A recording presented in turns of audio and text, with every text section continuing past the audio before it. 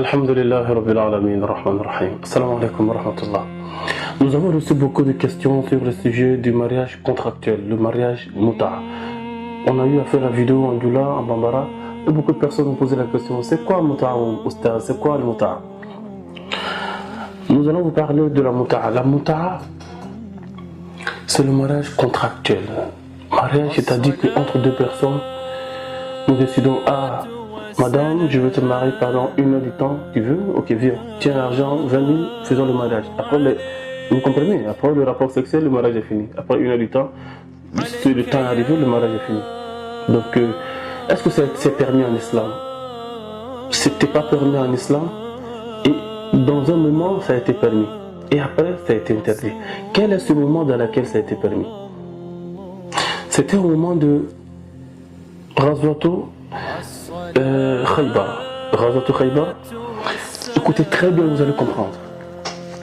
Pendant le Ghazwato Khaybar, les compagnons du prophète sallallahu alayhi wa sallam, vous allez comprendre que ce mariage n'était pas permis, et ça a été permis, et ensuite ça a été interdit. C'est comme la viande de porc, interdit et aussi souvent permis. C'est comme mentir, interdit et souvent permis. Oui. C'est comme tuer en islam, c'est interdit mais souvent permis. Allahu Akbar. Exactement la même chose. Oui, souvent il est permis de tuer. Quand quelqu'un tue, en islam il est permis de le tuer en ce moment. Ou bien quand on est sur champ de bataille, il est permis de tuer en ce moment. Ou bien quand on est en face d'un danger, quelqu'un qui veut nous braquer, il est permis de se défendre en le tuant aussi en ce moment. Donc on comprend que le muta, c'était dans le combat de Khaybar. Le mariage contractuel, c'était dans le moment de Khaybar, où les Sahabas étaient en face d'une envie. On a vu quelqu'un qui dit pendant 3 jours seulement ils ont eu envie. Non, le Khaybar ne s'est pas passé pendant 3 jours. Le temps, le moment de permission du mariage contractuel, c'est limité seulement qu'en 3 jours. Et ce muta-là, ce mariage contractuel, n'existe nulle part dans le Coran. On aura autre occasion pour vous l'expliquer ça, Inch'Allah.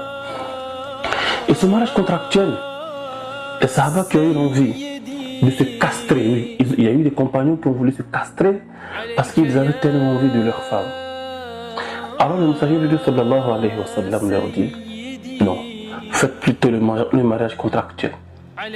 Donc c'est ce qui veut dire que le mariage, le prophète sallallahu alayhi wa sallam, il avait le choix entre les permettre d'aller à la maison, alors il n'y aura pas quelqu'un pour faire le combat, ou bien les permettre de se castrer, alors ils seront faibles parce qu'ils seront malades, ou bien les permettre, n'est-ce pas, de faire le mariage contractuel.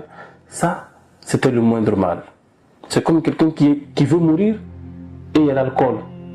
Consommer l'alcool, c'est pas bon, et mourir encore c'est mauvais. Il y a un moindre mal, alors Dieu te permet en ce moment de boire l'alcool, ou même de manger même la viande de porc qui est interdite.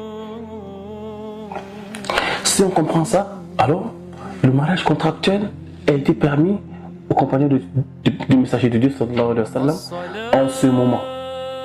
Ça a été permis à ses compagnons en ce moment. Mes frères, mes soeurs, le mariage contractuel n'a plus été permis après ça. Et on voit des gens qui crient sur tout le toit, le mariage contractuel est d'un Bukhari, le mariage contractuel est d'un musulman, le mariage contractuel est d'un Tirmizi. Mon frère.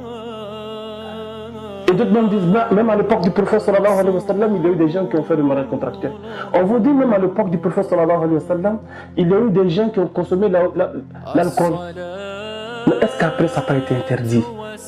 Oui, Bukhari dit que ça a été fait. Oui. Et même d'autres même vont jusqu'à dire que la fille de Abu Bakr Hafsa a eu son enfant Zubair, et Zubair était un enfant de Muta. Ce qui est un mensonge, mais supposons même que c'est vrai.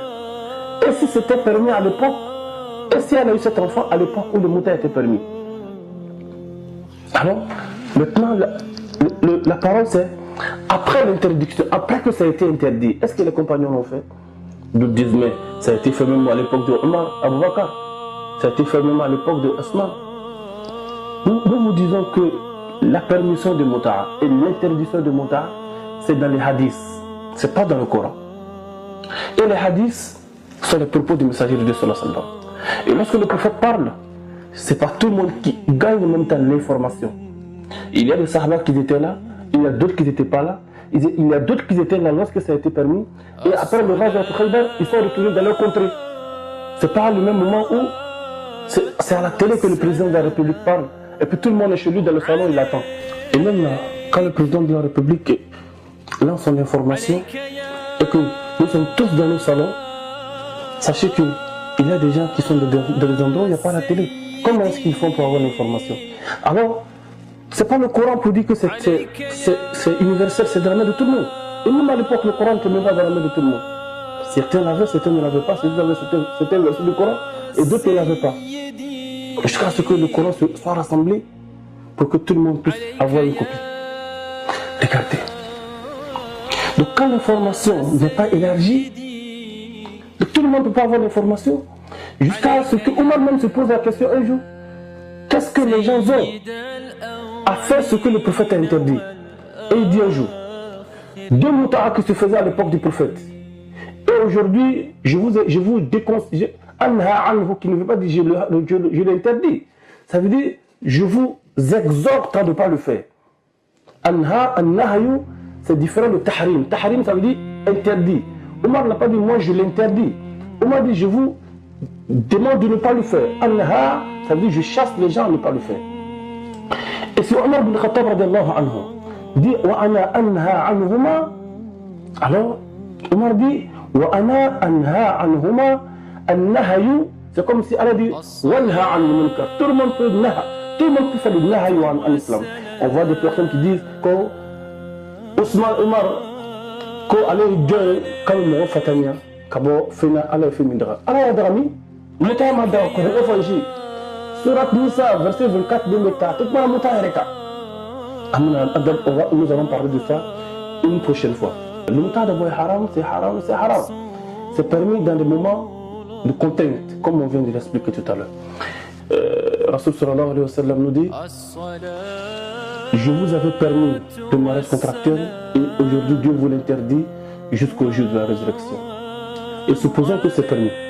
Si le mariage contractuel est permis, maman, papa, aimeriez-vous que quelqu'un vienne prendre vos filles, qu'il aille faire le mariage contractuel de 1 heure du temps avec elle, et l'autre voisin vient la prendre, il aille faire le mariage contractuel de 2 heures du temps avec elle, et l'autre voisin vient la prendre, l'autre ami vient la prendre, le voyageur vient la prendre, et le voisin vient la prendre, et tout le monde vient la prendre pour aller faire le mariage du contrat, c'est-à-dire le rapport sexuel, parce que le mariage contractuel, il n'y a pas autre chose dedans, c'est le rapport sexuel. Parce que dans le mariage contractuel, elle n'est pas obligée de s'occuper de toi, tu n'es pas obligé de t'occuper d'elle, à part le contrat qui vous lie. Donc, il donne 2000, 3000, il faut coucher avec elle. Et, question finale.